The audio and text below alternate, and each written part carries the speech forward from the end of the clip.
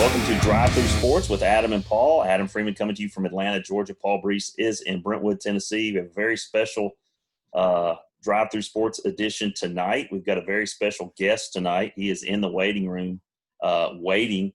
And a little bit of a preview here. As you can see in my background, that is Jay Johnson, now the head women's coach at Franklin High School for the Lady Rebels, as Paul has the Franklin insignia back there. Jay Johnson's also my cousin. So a little family reunion here, Brees. Oh, whatever it takes to get Jay Johnson on. Whatever it takes. So without further ado, here we're bringing in Jay Johnson, the head coach of the Lady Rebels. Jay. Oh, how did I know? Is that you shooting a three, or is that you? Oh, that's you celebrating right there. Uh-oh, he's muted. Oh, he's muted. Uh-oh. He's muted. There you go. There he is. All right. I could see that. Now, that is the game. That is the state final back in 89, correct? It is, yes. That is the end of the game. White's Creek, right? Correct. And the game before that was a close one as well. Let's see who was 53-51, I think. Yes, Shelbyville. Yeah, Shelbyville. My final game. Yeah. Okay, now you were a junior in 89, is that right? Right. Okay, so y'all also had a deep run in 88. Yeah, we made it to the Final Four, lost in the semifinal to Memphis Northside that year. But you got them back in 89. Right, played them in the quarterfinals and beat them, ironically, by the same score as the year before. And I'm not sure if it was in one of those games, but I think one of those games, Anglin had like 40. That was the Northside game. Yeah. And another interesting part of it is I remember Northside's coach, they didn't shoot a free throw the whole game. What? Was that because y'all played zone? No, we played man, but Coach Dave said, what good would it be for us to jump at them? It's probably a good call. Good call. This is interesting. I mean, you and Paul, y'all you probably run into each other all the time. I know Paul's done some Franklin games on TV. I don't know. I basically give Jay all his players now. I mean, this guy should be like winning titles hand over fist. Oh, no pressure there, huh? Hey, I'm not going to say this, but it looks like you've been on the golf course like back-to-back weeks. I mean, how many rounds have you gotten in the last 7 days? Well, I didn't want to say this. I was hoping y'all weren't going to bring up golf, but I actually played a couple days in a row last week, and on Thursday I pulled a Tiger Woods. Uh-oh. Now, for me to say anything about me and Tiger Woods golf being terrible, I'm calling injury.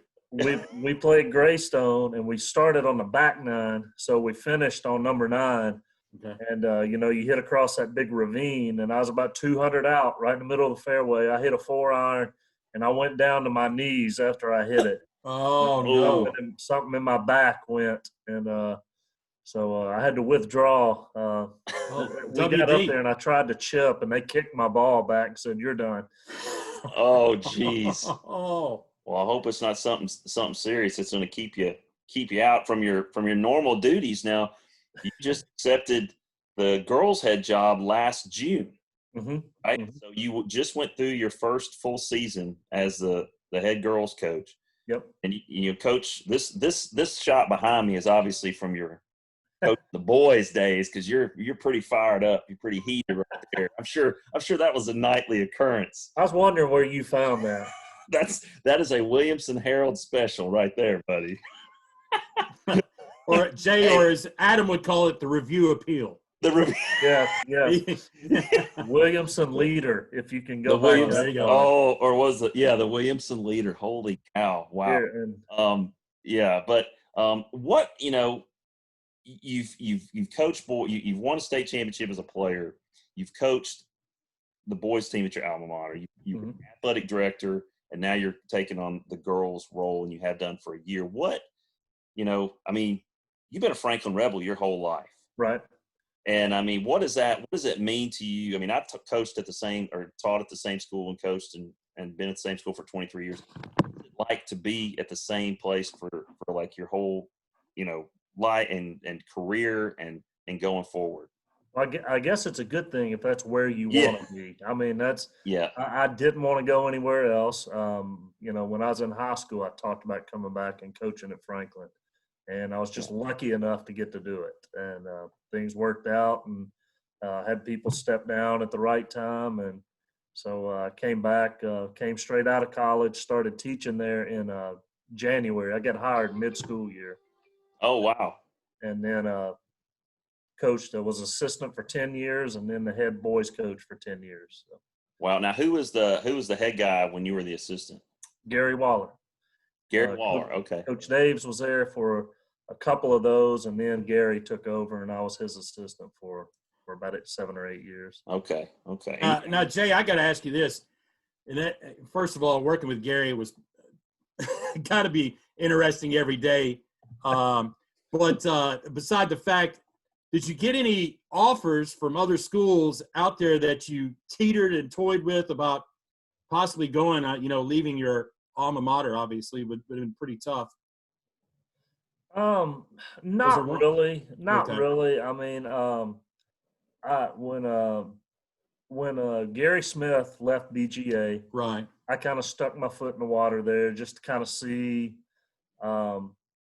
And the AD there was Franklin's old football coach, Tim Johnson. Right. Right. So, I stuck my foot in the water there just to kind of see. And Tim said it came down to me and Lynn McNatt. And, of course, Lynn had been the longtime faithful assistant, and he got it, which he should have. So, but other than that, I've never really pursued anything. Other than where I want to be. It's hopefully it's where I'll finish, unless Dr. Pantal gets mad at me or something. But, Wait a minute. Hold on. Is that George Pantal? Who's that? Pantal? Was he at Northside? His dad was probably Steve. Okay. Yeah. History teacher. Yeah. It's his son. Yes. Wow. How about that?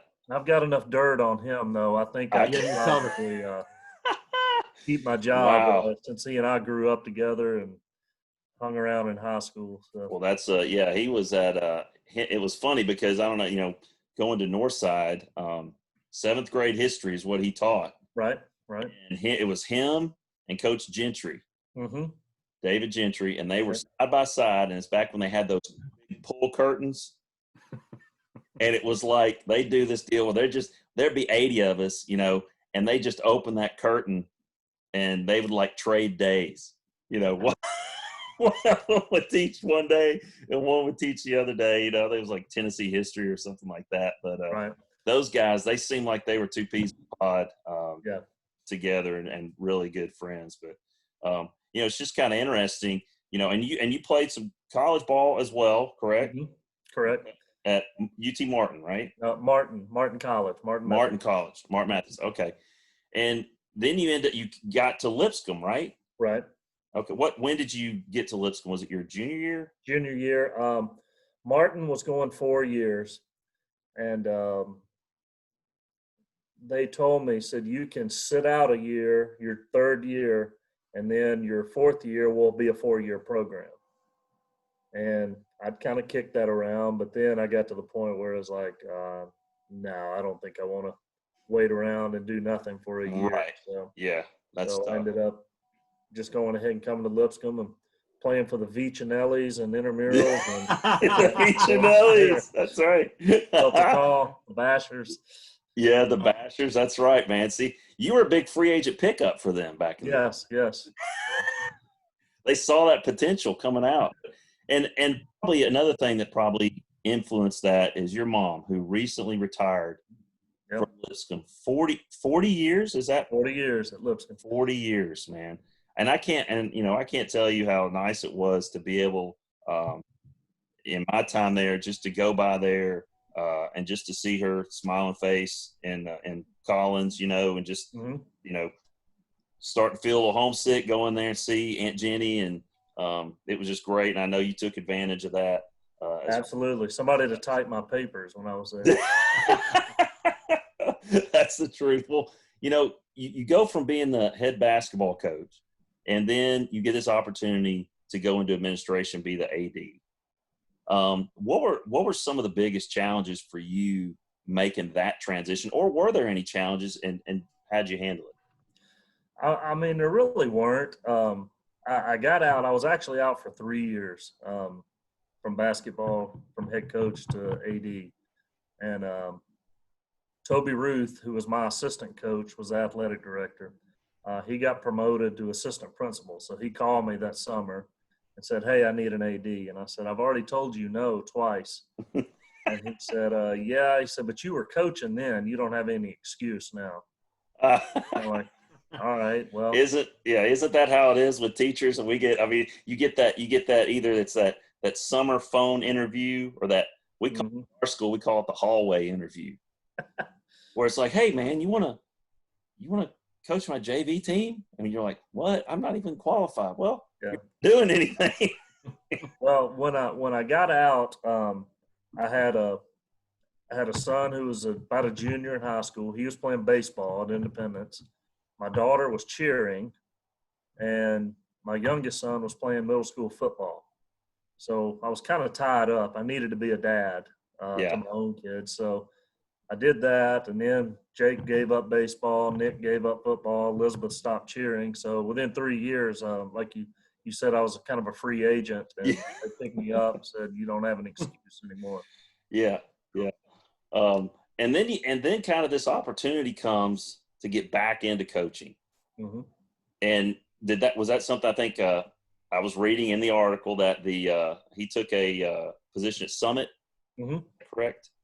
The coach did. So how did that conversation go? Was it a hallway interview, or was it like, "Hey, are you feeling the itch?" No, no, I kind of got blindsided by that one.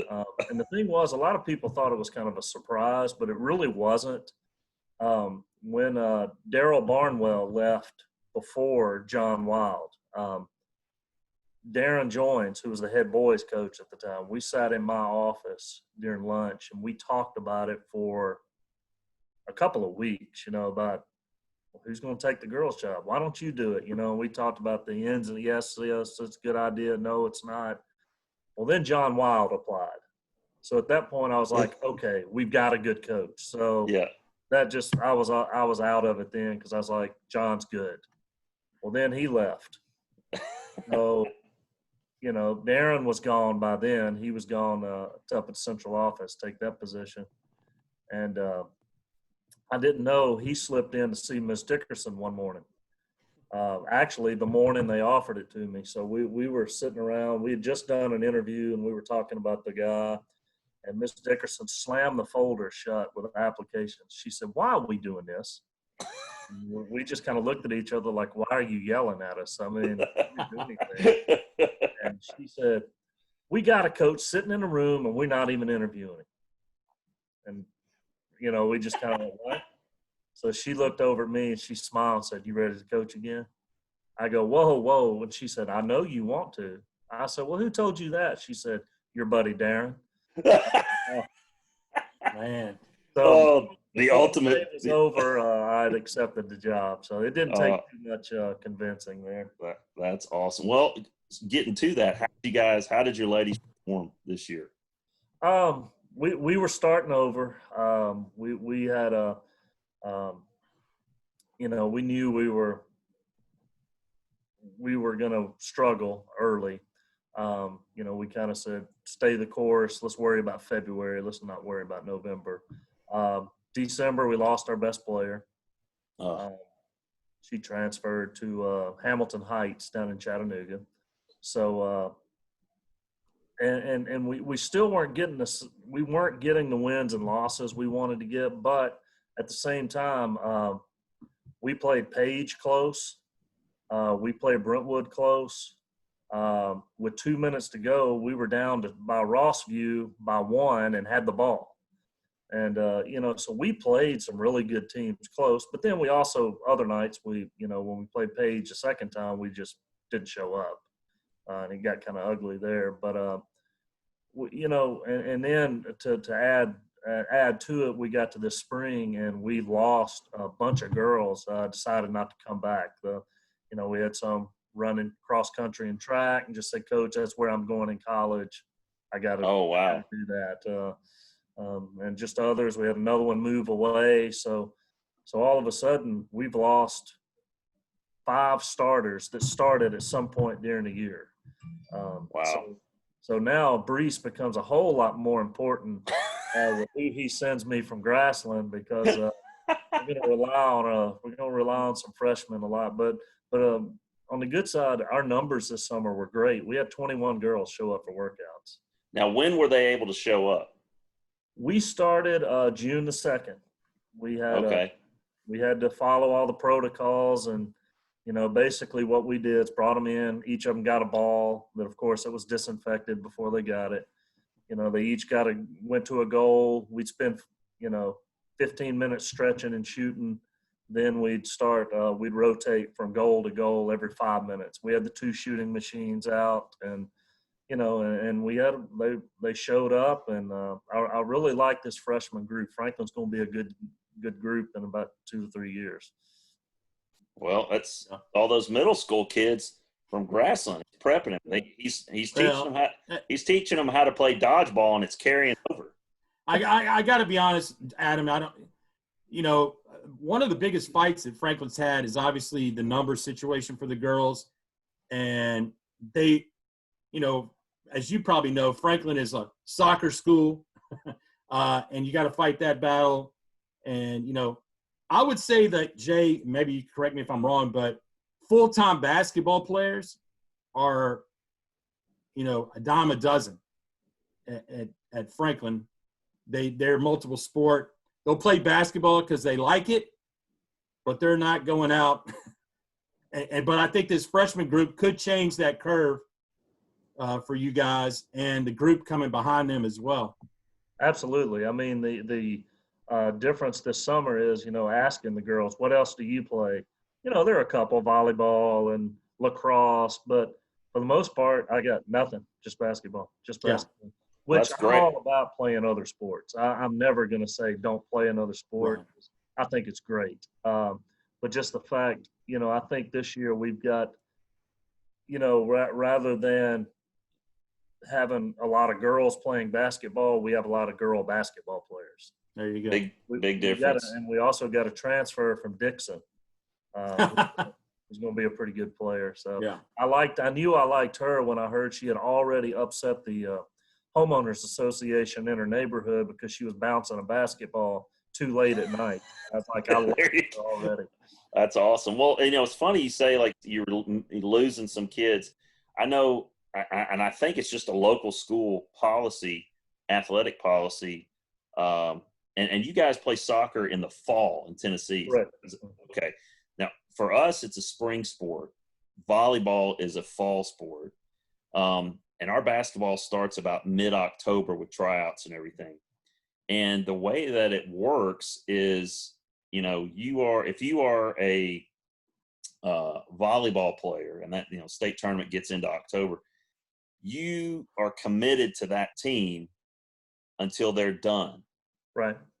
And so, I don't know, it just seems like that, I don't know if that would be a policy that either the county could put into place or the school that would help the coaches, to maintain some continuity on a roster throughout a season, Well, Paul can tell you, we don't really face our problems don't come from other coaches at Franklin.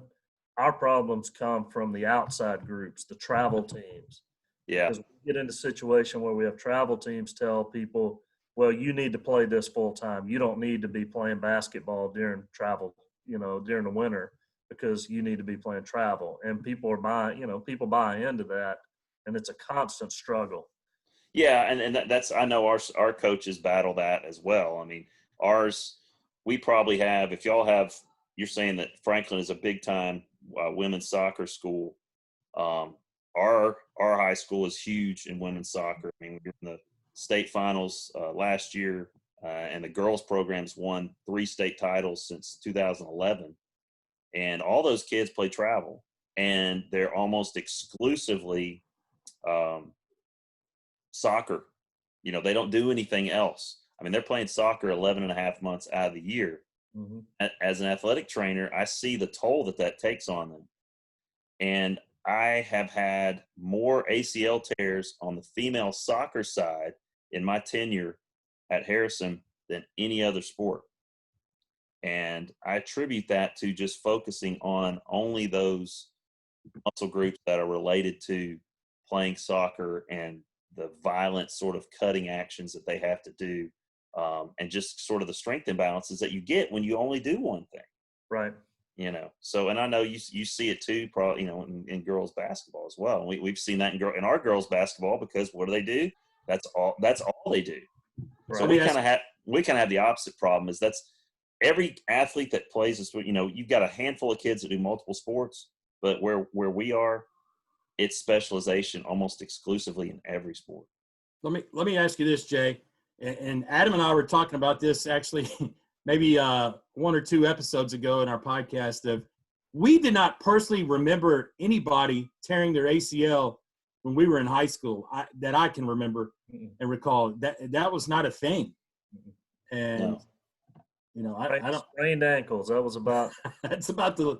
I mean, seriously, yeah. I mean, you didn't hear guys, having to have Tommy John surgery when they're 16 years old, and I've seen that happen. I've seen softball players have to have it.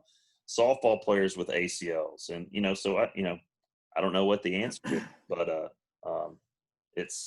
we've all been around long enough to see the trends sort of going one way or the other. But well, Jay, I want to just kind of pick your brain kind of about on some stuff that's going on like right now, and being in the high school setting and having been an athletic director and now being a coach and trying to plan. What do you see? Brees just said that Governor Lee just extended the state of emergency to August 29th. How do you see that affecting football, man? Because that's, for my broadcasting, that's our bread and butter is football, high school football. And if I can't broadcast high school football, I mean, we may be closing the doors. I mean, what do you think is it going to look like if it happens, and if it doesn't? I mean, if it happens, what do you think it's going to look like? Well, we don't know. That's just it. I mean, we get the question a lot. We've already looked at different scenarios. What if they try to play, but they say you have to social distance? We've already gone in and measured how many seats we could have in our stadium if we do, every other row and then 6 feet between each seat. Wow. And it's like 210 seats. Wow, is that right? That's in the football stadium. That's on our side. On your side, okay. Oh wow, yeah. Okay.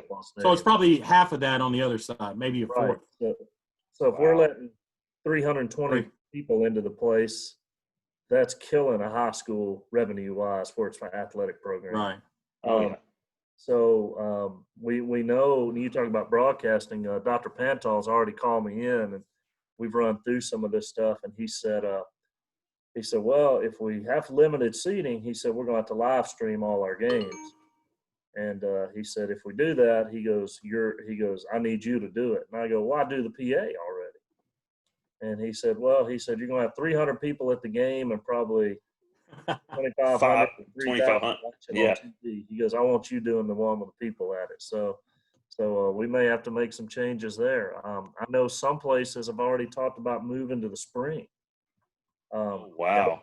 Flipping their sports seasons, playing football in the spring, playing softball and baseball in the fall, just because they are not close proximity sports. Right. Wow. And, it's like I said, with TSSAA and the schools individually, the revenue is so important. I mean, I don't think that's off the table yet. So, yeah. And when do you think TSSAA would make a decision like that? I mean, we're coming back from dead period, pretty soon, and somebody's going to have to give them an answer, right? Yeah, I would say I've heard it would be middle of July is when they would have to make a decision. I don't think it will be that hard moving football. We kind of looked at how many dates there are, and I'm thinking if you got to, you could do away with the bye week and just play 10 straight, and then you got 5 rounds of playoffs. Okay. You would have to start the second week of February to be done by the end of May. Wow. So That's a long season. that's a You may want to chime in on this, but how does that affect basketball? Right?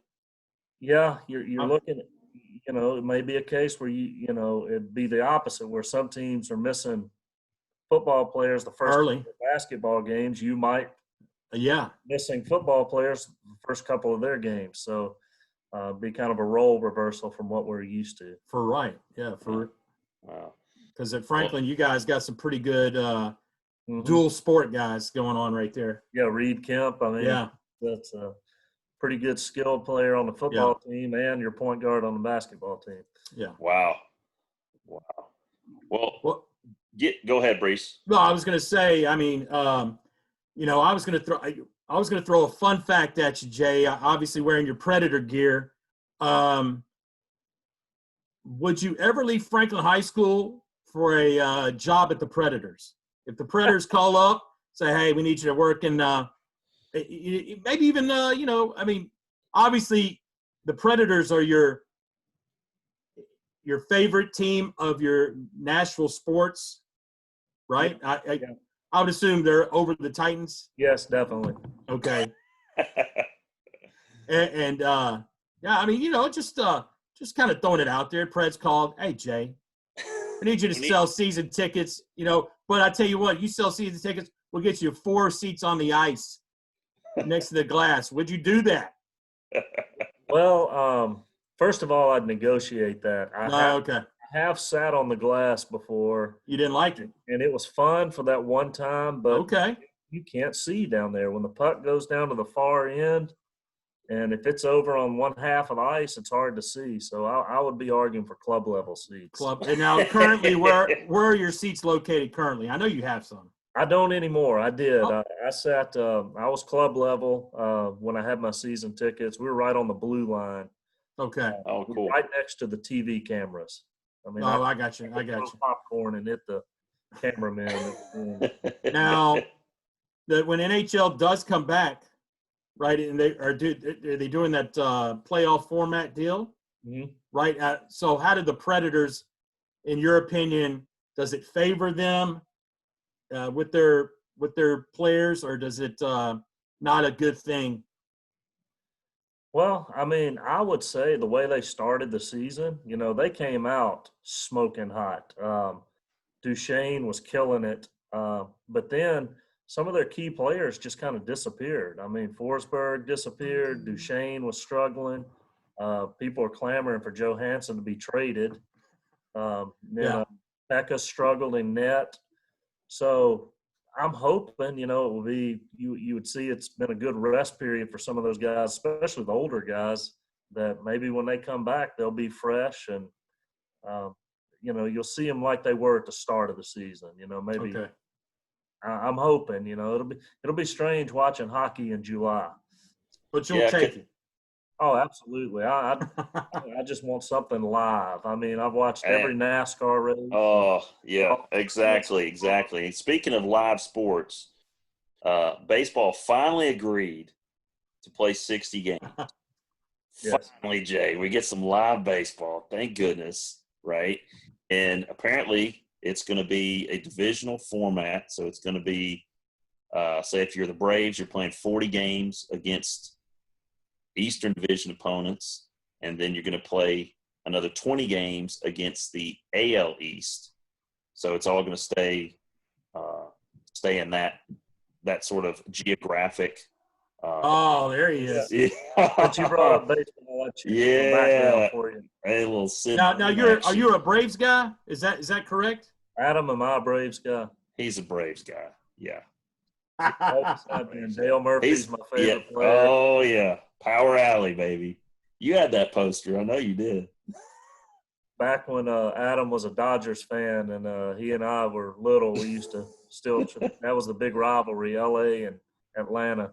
They were the big NL West rivals, man. Back in the day, NL West. But that 60 games, that puts a premium on every single series.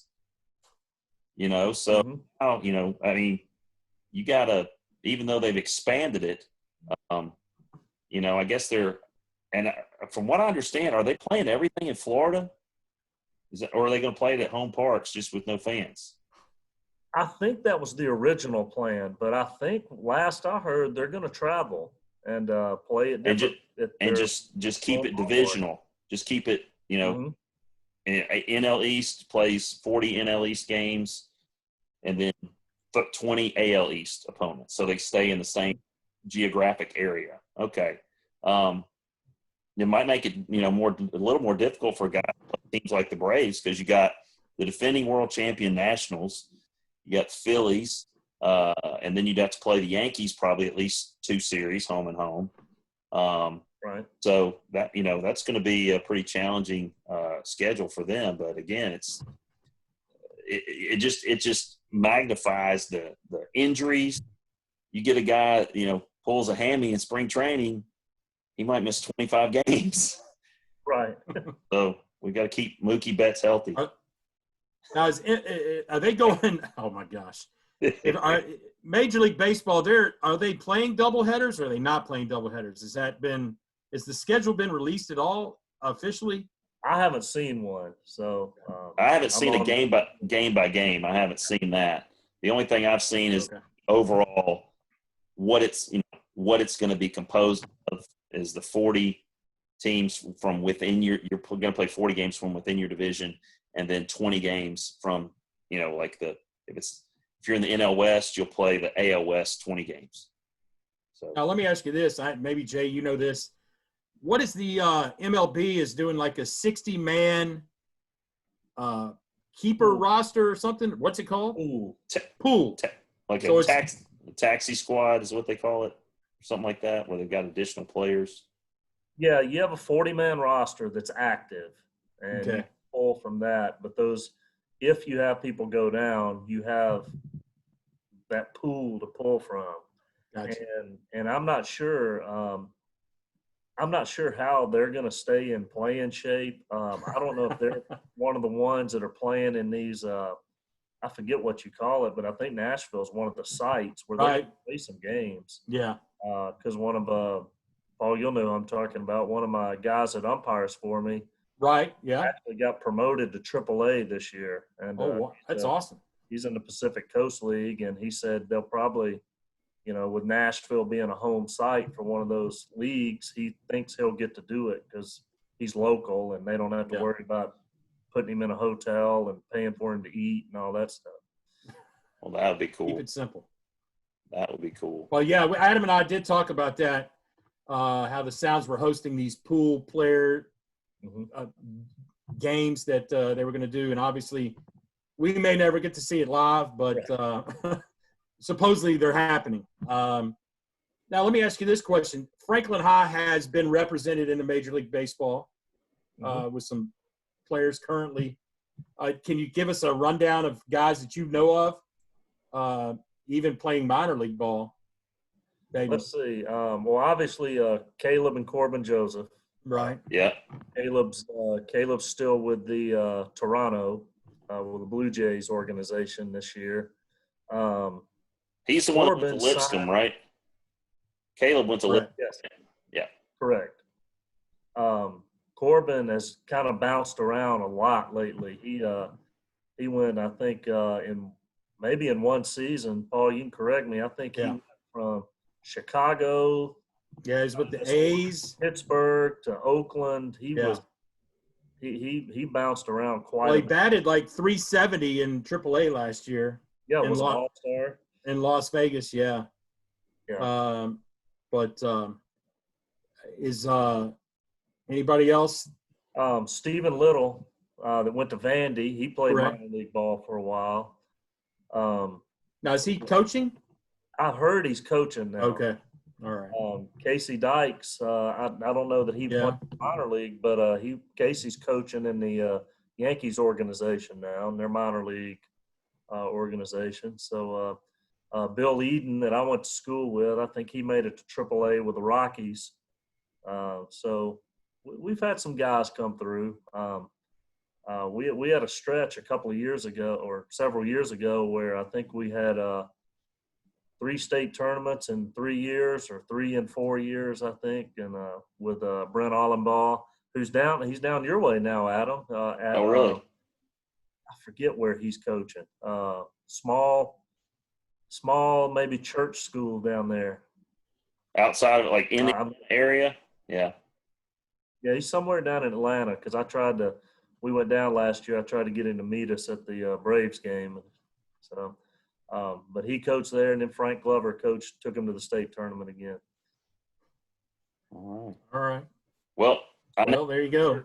we're just three teachers, and just kind of waiting to get the call. We're waiting to get the call, man. Really, to see if everything's gonna proceed and when we can go back and see students. I mean, by the time we get back, it'll have been, it'll have been 5 months since we were face to face with a kid in the classroom.